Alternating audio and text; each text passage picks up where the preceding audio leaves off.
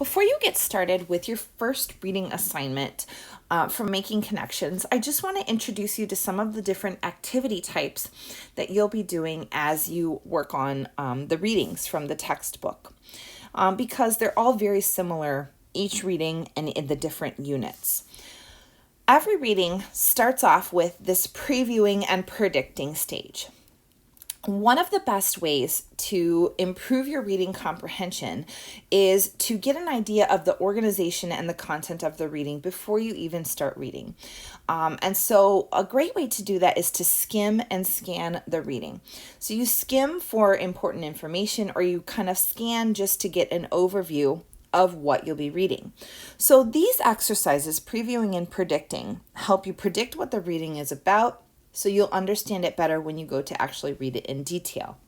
When you do these exercises, you should not read carefully. You should read quickly and just scan for the information that you see. So look here. This exercise is asking you to read these questions and see where you might find the answers to these questions. So the first one is done for you. The question is, how does the way you live affect your life expectancy? And you can find that information in paragraph 5. So if I scan the reading and I go to paragraph 5 and I look at the very first sentence, one factor that clearly affects both life expectancy and mortality rates is lifestyle. And the way you live your life, lifestyle, those are really similar. So that tells me that that's probably where I'm going to find the answer to that question in paragraph number 5. Okay. So that's how you do that exercise. Just scanning quickly, look for similar words, keywords, right? Like it said, the way you live or lifestyle, those are very similar words. So that's probably where we find the answer to that. The next type of question that you'll see is a while you read question. These are questions that you should answer while you read, as it says. So you should actually stop, answer that question, and then continue reading. So let's take a look at the first example that you see here. Okay. We've got paragraph number 2, while you read, and it says, as you read this paragraph, highlight the topic. So in other words, what do you think the topic of this paragraph is? Well, I would probably look at the very first sentence.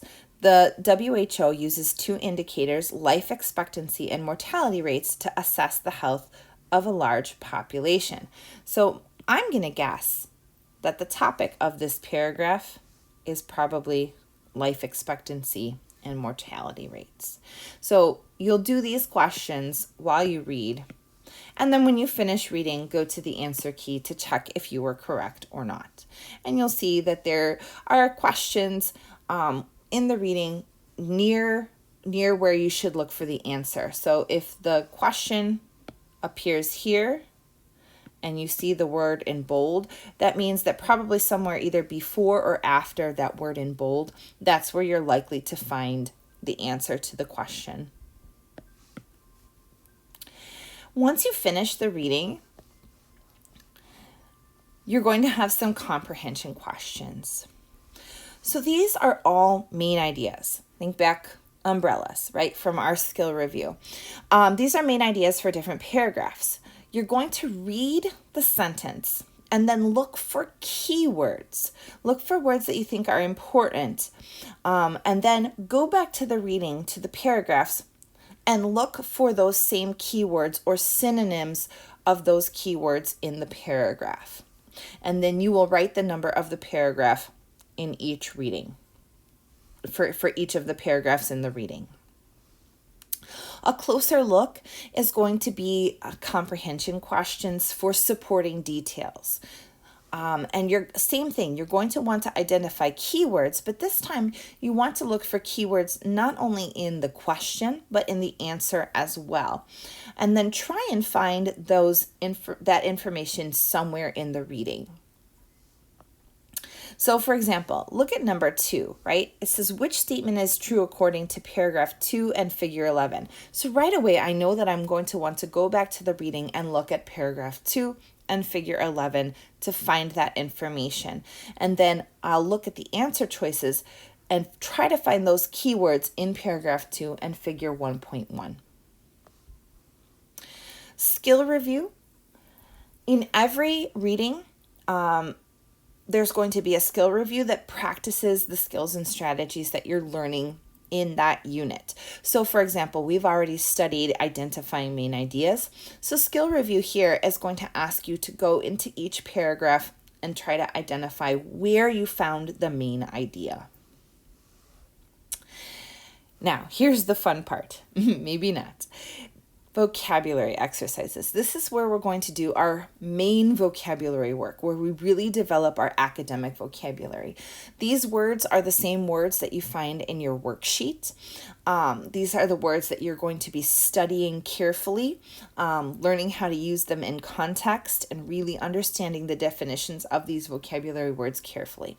So these exercises try to get you to find the words in context, definitions. So they give you a definition of the word. For example, number 1, a signal that makes something clear. And they tell you where to look. Paragraph 2. They also tell you the part of speech. They tell you that it's a noun. So I know that I'm only looking for nouns.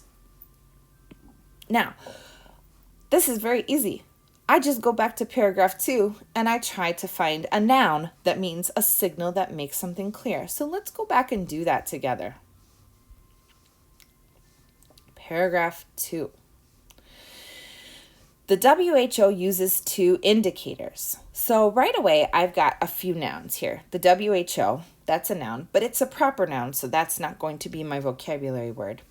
The next noun that I have is indicator. Is that a signal? So does that make sense? The WHO uses 2 signals, life expectancy and mortality rates. Yeah, that makes sense. So that's a pretty good guess for me that if I go back to my definitions exercise, that a signal that makes something clear is an indicator.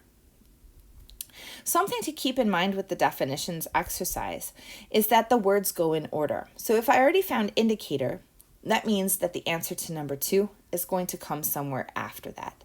That's a good thing to keep in mind. For example, let's say you found number 5 and you found number 7, but you didn't find number 6. So probably number 6 is somewhere in between where you found number 5 and number 7. For words in context, you're going to look for the word that makes the most sense to fill in the blank. Look for clues that tell you what part of speech you're looking for. For example, in number 1, the child blanked the disease from drinking dirty water. Well, I need a verb there. There's a missing verb. So the blank has to be a verb. So the words in the box that are a verb would be my potential answer choices. Then I want to think about what makes sense in that context.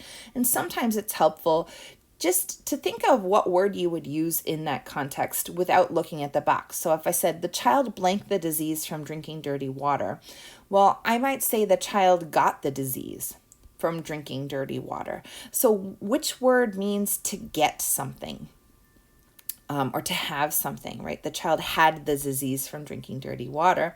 Well, in this case, contract means to get a disease. So contracted is probably the best answer choice because it's a verb and it makes sense in this context. Use similar strategies. Identify the parts of speech.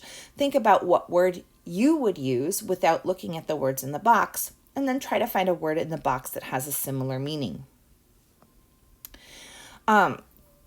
Critical thinking, this you don't need to do on your own. Sometimes we'll use the critical thinking exercises for discussion posts.